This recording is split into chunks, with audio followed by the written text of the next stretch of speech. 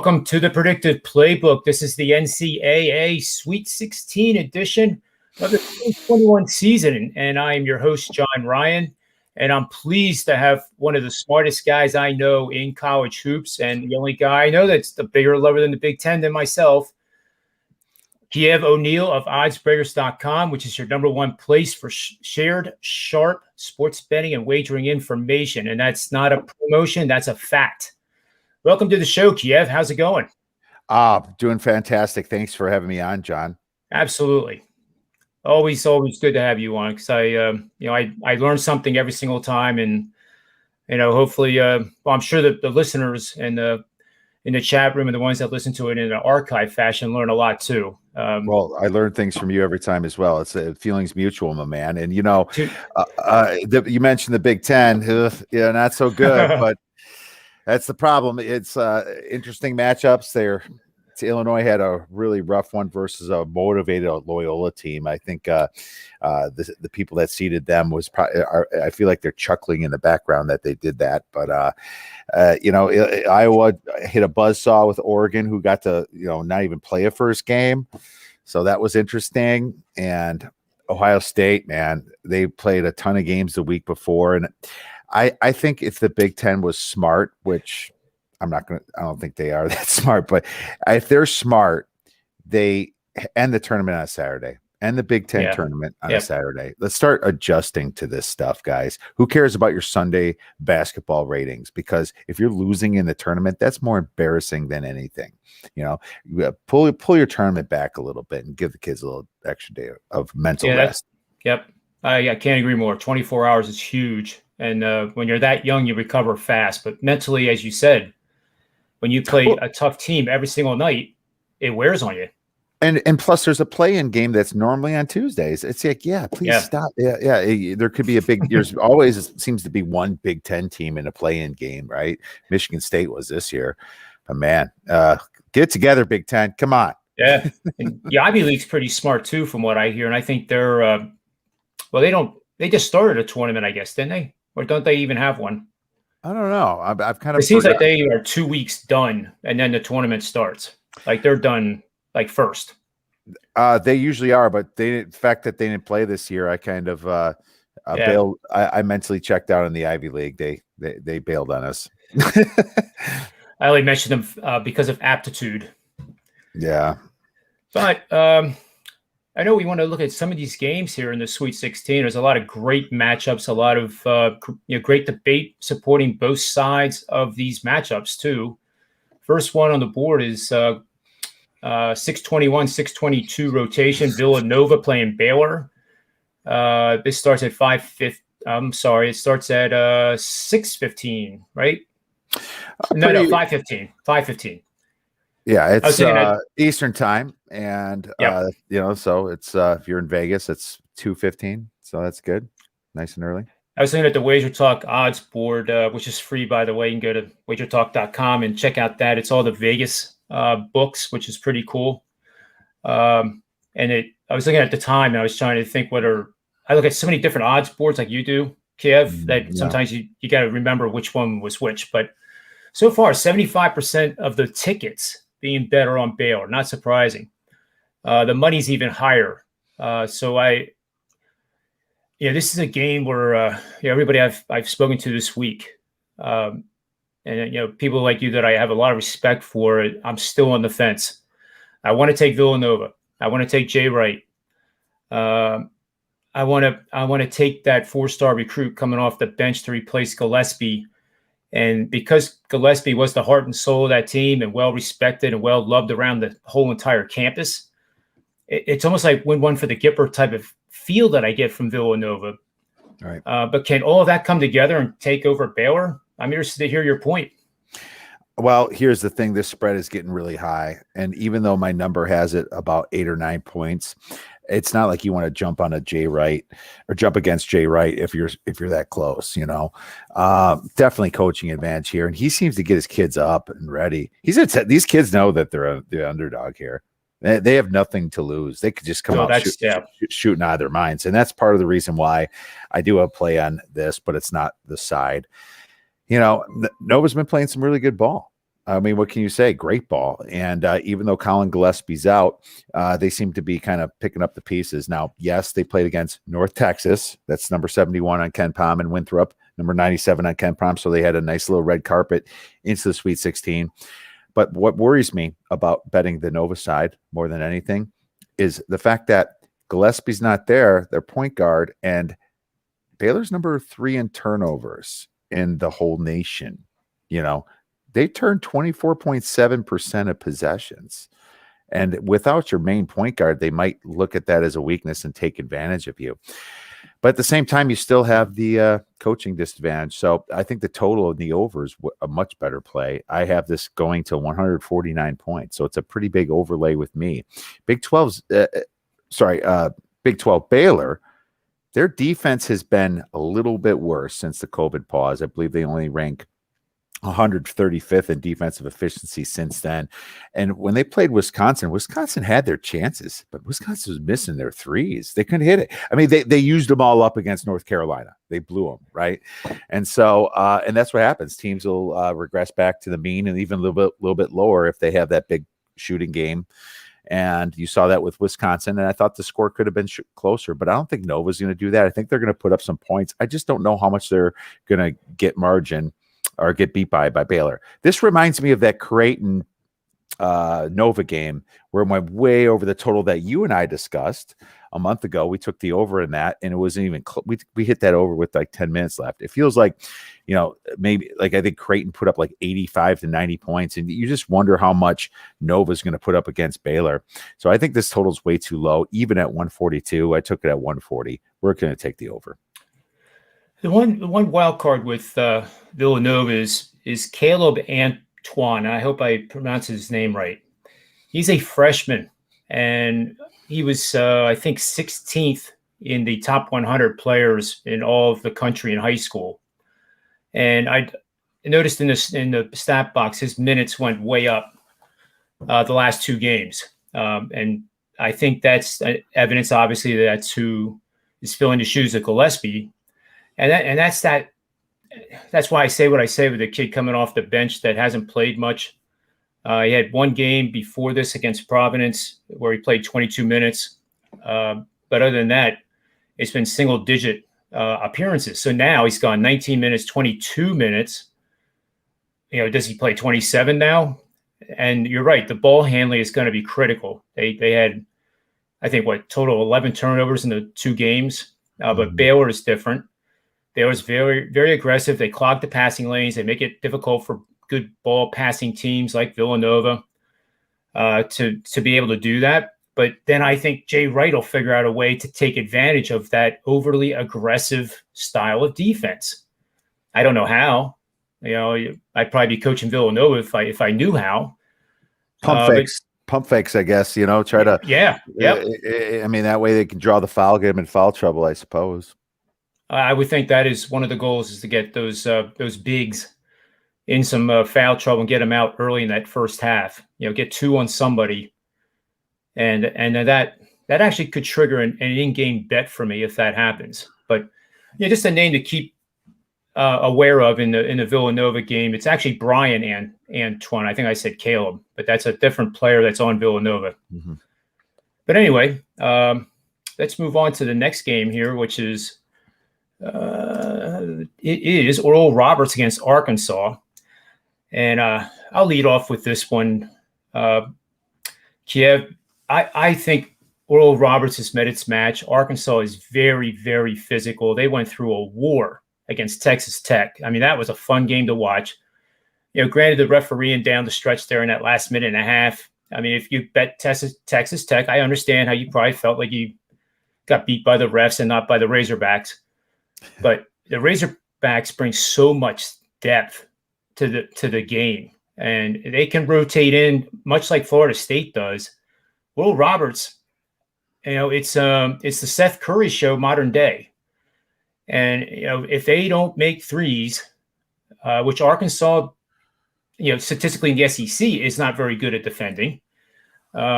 It's going to be a long day for Oral Roberts. And I think the size of those Arkansas bigs is going to be they're just going to pound the paint and pound the paint and pound the paint. You might not see Arkansas take a 3-pointer and for the first 10 minutes of the game. So I don't like the 11-11.5 Kiev. I was actually thinking of taking the first half which I think is still at 6, 50% pre-flop, so to speak, on the first half, and then using in-game, full game, to round out the rest of the betting. Because Oral Roberts could get out to a 12-2 lead with that 3-point shooting, and then you'll have your chance.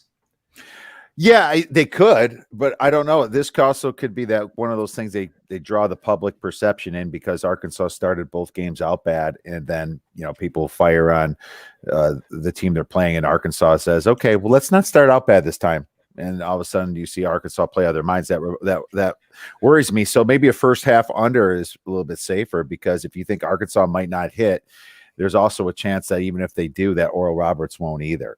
So a first half under is definitely a look for me. And to be honest with you, this whole game under doesn't look terrible to me either. I know both teams play very fast, top 45 and average possession length, but I mean, this is big boys now. I mean, we're past the Cinderella stuff. They've had a week to cool off a little bit. And I know that Paul Mills has done a fantastic job, but the truth is that Arkansas has got the talent and Arkansas doesn't have any big weaknesses. If you look at their stats, they're all green, man, all of them. I mean, they could shoot a little bit better, but that makes me lean even more to the under. I think Arkansas is going to be like, let's play some defense. They're going to play some defense here, and they're going to try to not let Oral Roberts, take advantage of them. I think Oral Roberts is probably going to be a public dog coming into this. So if this spread gets low enough, I will take Arkansas. But I will also say that maybe it is a good live betting situation on Arkansas too, or second half, because you've seen Arkansas pull away in the second half before, especially when when they did it to Colgate. It was right before the second half. People would have wished that they weren't leading at halftime. That everyone would have been like Arkansas second half, boom, right? So that's my thoughts. I didn't have a chance to tell you this. I don't think, but I'm not bragging because I know the betting gods will just hammer me. And I'll never win a bet for the next month. But I actually was hiking with my dog Manny, and you and I we're at this all the time. Sometimes you have to get away and just kind of rest a little bit, and get your mind on other things. But of course, my mind was on the game, so I look at my phone, and I look, oh my god! And then I see Arkansas plus 4.5 on MGM. So I'm trying to get it. I didn't get it. Then it went to 2.5, and I got it. But I was so lucky that I got it when it was 33-19, and then they went on that 17-0 run. So I'm not taking credit for that, not in a million years. But the point is that if you use that in-game betting, in these high total games. So what I mean by that is the betting line is at 160 or approaching 160 or higher. The volatility and the swings are going to be a lot bigger than in a game that involves Loyola. Right. So, keep that in mind, because that's something that you and I both share, that there's no need to, bet today or bet tomorrow or, bet on Monday for a Sunday game. And it's more important what you do during the game. I sound like a coach. You are a betting coach, man. I agree. It's like, and as somebody that handicaps games, people expect plays before the games. Sometimes we're just going to tell you how to play the game, and I think it's the best way to do it because let's face it, these spreads are getting sharper, especially when there's less teams for Vegas to have to worry about. And then the public's kind of making a decision. Well, is the public right or are they not right? If the public was right at all times, there wouldn't be any sports books. So just remember that when you're looking at teams like Baylor that moved way up, like Alabama, like Loyola, we might like those sides, but man, one of those teams are not going to cover. Just telling you. So think about that. One of those teams you just mentioned is playing Oregon State, Loyola Chicago, Sister Jean, all convening in the Sweet 16 here, 2:40 p.m. start on Saturday. And I'll be honest with you, I won't sugarcoat it. I think Loyola wins this by 20. I won't sugarcoat it. That's not sugarcoating, man. You're right into it. I see, and I might have egg on my face and look awful. I mean, I might look awful now, but come Saturday night, I just think that in hindsight, it's going to be like, well, didn't we know this was going to happen? Yeah. Well, I mean, for me, I think that some of these games, when it has these spreads that feel really tight, you got to kind of look at a scenario type situation. Like, what can you see this game at from what you saw before? Who's the biggest regression candidate? Well, that's Oregon State. I mean, they lost to Portland. They lost both games to Arizona, but the Arizona schools back to back. Yeah, they've had so many stinkers, and yeah, they've been playing out of their minds. But I mean, Loyola's been in the top 15 in KenPom for a month and a half. I mean, they've been there. You can trust them a lot more. So if you think about it like this, I could see Loyola winning between 3 and 15 points. So the shade is to betting Loyola because it's between 3 and 15 points, right? I mean, that's a way you can look at it now. So I mean, I have the final score 65-58, so I have it exactly right at the 7 with a lean to the under. But I mean, sometimes when these spreads are sharp, you have to kind of give yourself kind of a couple extra points on each side in which way you think you're going to favor the team. And the public is all over Oregon State. With all due respect to the people out there that are learning how to bet for the first time, I could be wrong. But this looks like a life lesson about to happen. Possibly. But well, Loyola's right next to Alabama on the efficiency sites. So why, if Alabama was playing for Oregon State, they'd be a much bigger favorite. Now I know Alabama plays faster, but still, it's that much of a difference. I mean, UCLA is 26 positions higher on KenPom, yet the spread's the same against Bama. So think of it like that. It's going to be an interesting mix between the Baylor-Villanova game and the pace of play, and then all of a sudden you're going to see this game, right? And this is going to be tortoise-like.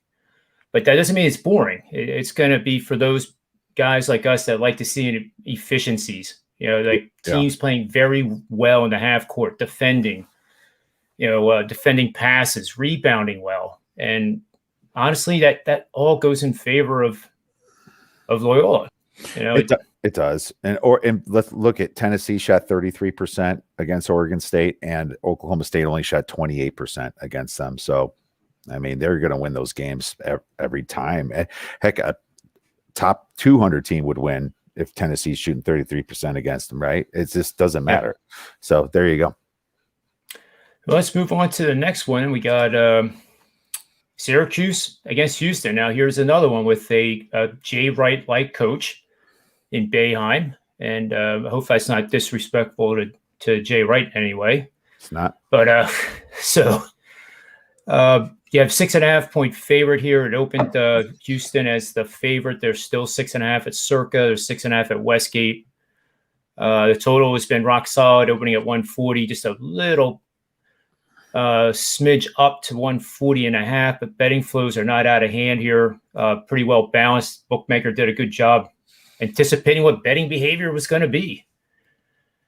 So I don't have anything on this because it reminds me of the Villanova-Baylor game, because Syracuse, I do love this fact, though. Syracuse was the misfit that, what are they doing in the tournament? And how many times has that happened to Boeheim and Syracuse, and all of a sudden they're in the Sweet 16, all of a sudden they're in the Elite 8, and they didn't belong.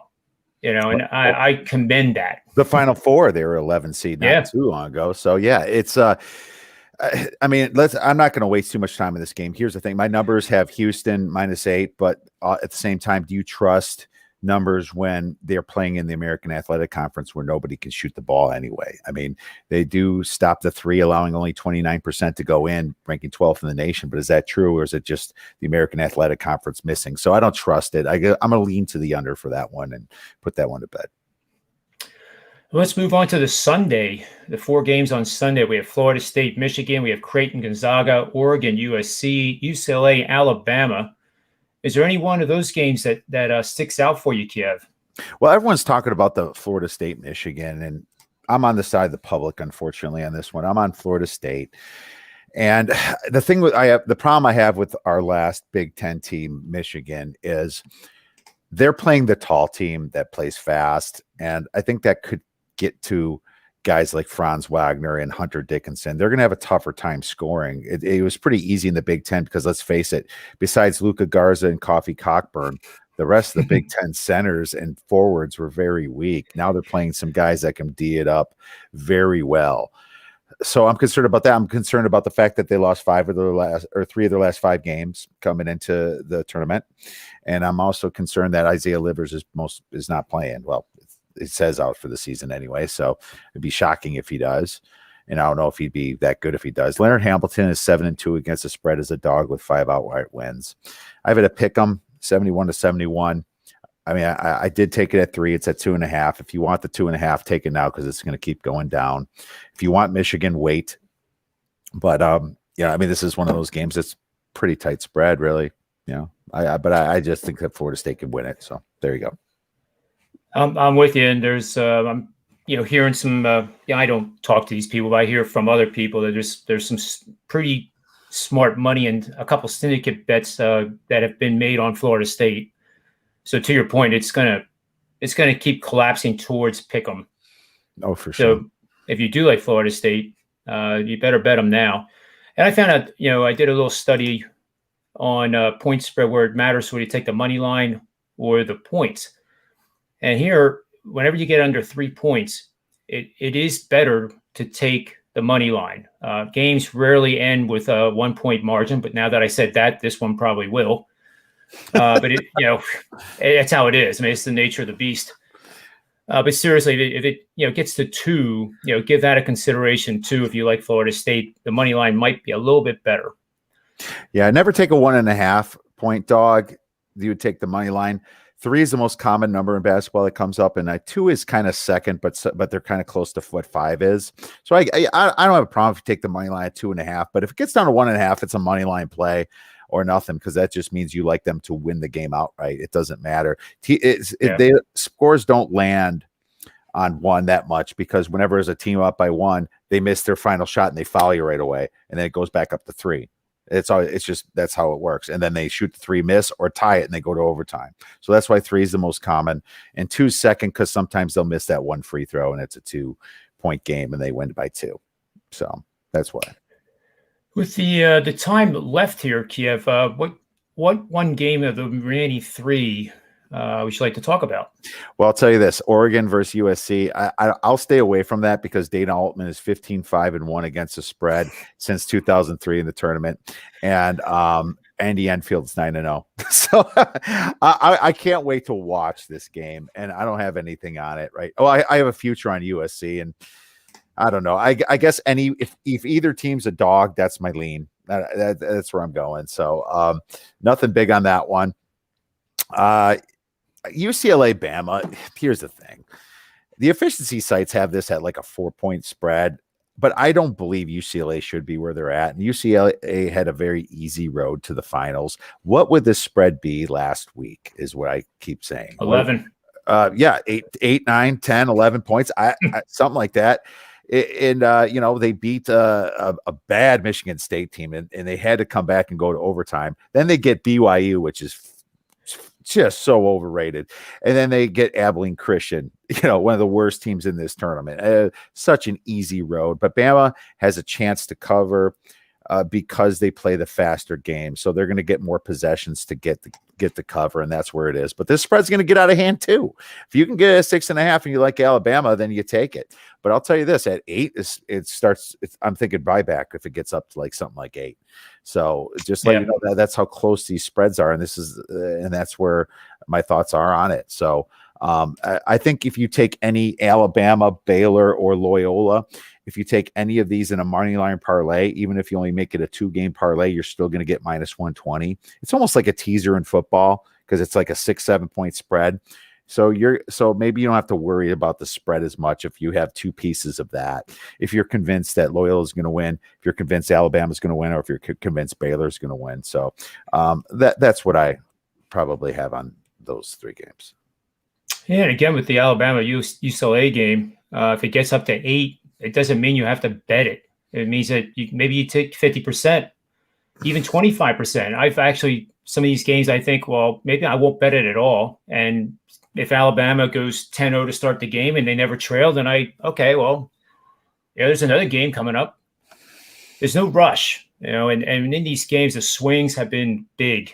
That Texas Tech Arkansas game, my wife actually said that, well, if I was betting, I would take Texas Tech. And that was right before that unbelievable, 11-point run. And I was like, oh my God, it's down to 3. Yeah. But, they got back into that, but so close. No cigar. But, let that work for you. I mean, that's the contrarian nature. It's going to feel weird if you never did it before, because if your team is Alabama and UCLA is out to a 20-10 start, it's going to feel weird adding that money at that time, but you're buying it at a cheaper price. You're buying it at, a fire sale price. And if you like them before the game, you probably should like them during the game.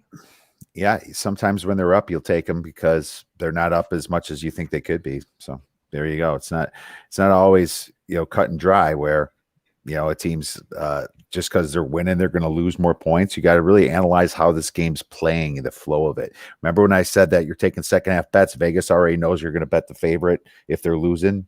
They already know that, so be aware of that. But in-game stuff is a little bit more advantageous when it comes to compare that to the second half if you still like the favorite. So maybe wait till it tips off and do in-game. Okay, if you don't have anything else, I'd like you to tell the listeners and where they can find you and any special activities you got going on, special deals, special opportunities. The floor is yours. Well, we're at theoddsbreakers.com. We have our podcast. We have our shows. We have our free picks that we give everyone. There's some NBA stuff. There's some NHL stuff. And obviously lots of Sweet 16 stuff coming up. A little UFC 260 coming out this weekend too. So we'll have a play for you on that. We are 29-17-1 in college basketball since the last weekend. So for the tournament and a couple NIT games sprinkled in there. So up 14 units in that. Would have been better but we had a bad Monday. We only went 2-6 on Monday. So, but either way, we plan on hopefully having a good weekend this weekend as well, just like every other weekend. And check us out. And if you want to subscribe to us, you get my plays. You get them when I make them. So that's at theoddsbreakers.com. $24.99 a month to become a premium subscriber. And take advantage of that. That's one of the best deals on the planet. And I just want to give a quick shout out to our good friend, Adam Burke, because he has a Major League Baseball publication that averages about 3,500 words a team. He does it himself. And it's packed with information that you can use in week 1 and you can use it in October. So, take advantage of that. And it's free. It comes in a PDF. You just download it. And I can't say enough good things about that publication. Nobody knows more about baseball than Adam Burke to me. And so you should read that. It's going to give you an advantage the first couple of weeks before Vegas figures out the spreads. So check that out. Read it when you have some downtime in the morning, whatever you're doing. If your wife's watching a reality show and you just can't stand it, pick up Adam's baseball guide. You're definitely going to enjoy it. That's so true, especially the reality show part. It's very true. All right. So thanks for joining me, Kiev, and for the Predictive Playbook. I'm John Ryan, and may all the wins be yours.